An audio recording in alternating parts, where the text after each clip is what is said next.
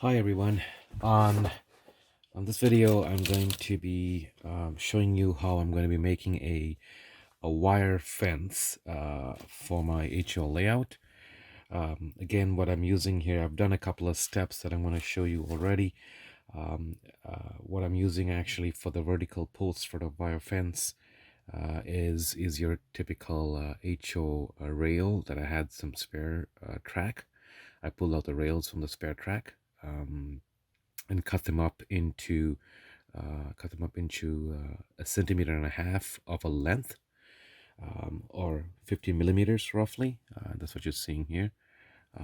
And so I cut them up into 50 millimeters. I felt that's the right height, at least for myself. I mean, anyone can put in the heights they would like to have. And then I got a whole bunch of them and I painted them white with a spray paint, and just on both sides, as you can see. And that's what you really have here are little pieces of rail, HO rail, that's been cut into centimeter and a half lengths and painted white. So these will be like the vertical posts now sitting on the layout. I'm thinking maybe placing them perhaps maybe 1.5 inches apart. I think would be, or maybe 1.25 inches apart. I think would be nice.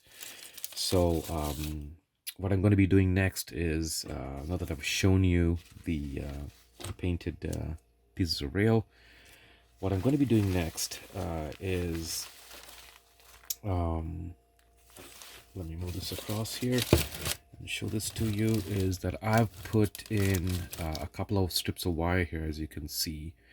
I'll move this more into the frame.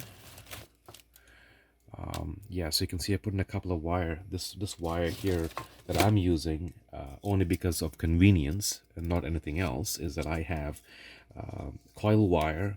That's, I believe this is a 0.4 millimeter coil wire, or 20 gauge AWG,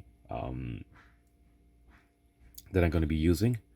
And I find that the color itself lends itself nice to a wire fence, and it's fairly easy to work with, and of course they're relatively cost effective as well. So I just stretched two of these lengths of coil wire, put 2 sets of screws on both ends here, as you can see, and I've tightened them up against the screws. And now my intent, and again, the spacing between the wires is what I just chose to be aesthetically pleasing. I mean, you can put them far apart to closer. You can even have 3 sets of wires if you like to give that look. But I prefer the two wires for now. And I'm going to take you through the process of attaching the vertical posts to the wires. Okay, so here are those cut up pieces of rail that I'm going to be using as the vertical posts in this wire fence. And what I've done, as you can see here, actually I've put in screws on both ends here of this length of wire, and so that I can tension the wire across the board here. And as I mentioned before, the wire I'm using here is 20 AWG or 0.4 millimeter coil wire.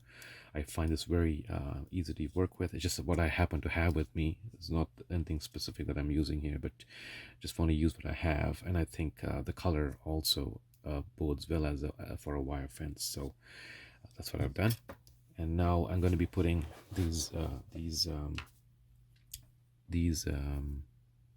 pieces of rail as posts at the spots I've marked. I've marked out 1 inch apart of markers here, so I can just place them at the positions I've marked, and I'll have them exactly an inch apart. The reason I chose 1 inch is because I think it's aesthetically pleasing for the layout. That's just my personal preference. You can have them 1.25 inches or whatever distance you prefer that you want to have the posts across apart from each other. Okay, so now I'm going to place these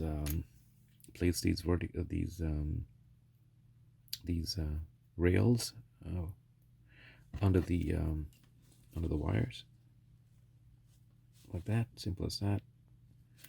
Position it now. As you can see, I could have put another rail below here, so I can just set them against that horizontal rail while I'm gluing it. But I figured it'll just doing it freehand might make it a little bit more natural. So that's what I'm going to be doing right now.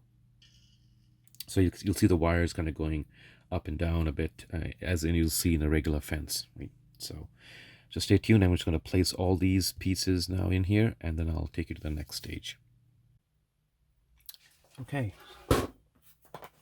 as you can see, I've laid all the rails down here at the markers where I felt I'd like to see them.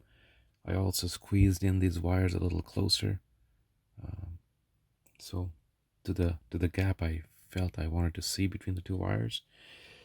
And now what I'm going to be doing is using some regular cyanoacrylate glue, or CA glue, just to put a dab on each rail by the wires and let it set. So here we go.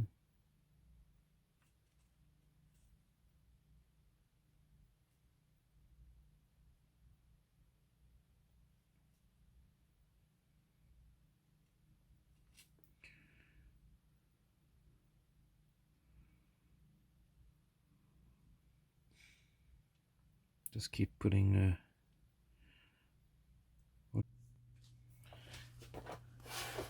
Okay, now that the glue is dried, we can now cut the wires over here, and we'll have a fence that long with the white posts sticking vertically, which I used standard rails from a track, and I've used just copper coil wire, 0.4 millimeter coil wire going across. Okay, now in hindsight, I think I perhaps would use regular Gorilla Glue instead of CA glue, because I noticed that CA glue seems to leave a little bit of a translucent blob wherever I put the glue here. So whereas the Gorilla Glue is not as visible. So maybe for the next fence I'm going to create, I'll probably use Gorilla Glue instead of this CA glue.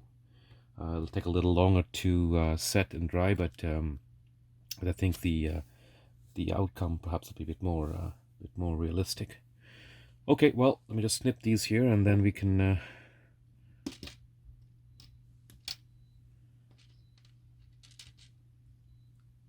wow, okay.